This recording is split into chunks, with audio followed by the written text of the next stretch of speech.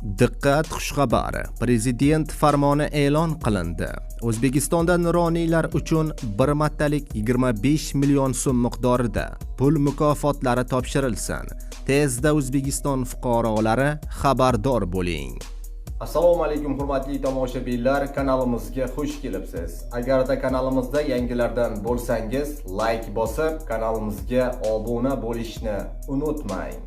Diqqat qiling, Ikkinchi jahon urushi qatnashchilari va nogironlarining har biriga 10 ming AQSh dollar miqdorida, Ikkinchi jahon urushi qatnashchilariga tenglashtirilgan shaxslarning har biriga esa 25 million so'm miqdorida 1941 va 1945 yillardagi urush davridagi mehnat fronti qatnashchilarining har biriga 3 million so'm miqdorida Ikkinchi jahon urushida qozonilgan g'alabaning 80 yilligi munosabati bilan urush qatnashchilari va ularga tenglashtirilgan shaxslarga hamda mehnat fronti qatnashchilariga har biriga pul mukofotlari berilsin, deyiladi Shavkat Mirziyoyevning 19 fevral kuni imzolagan farmonida.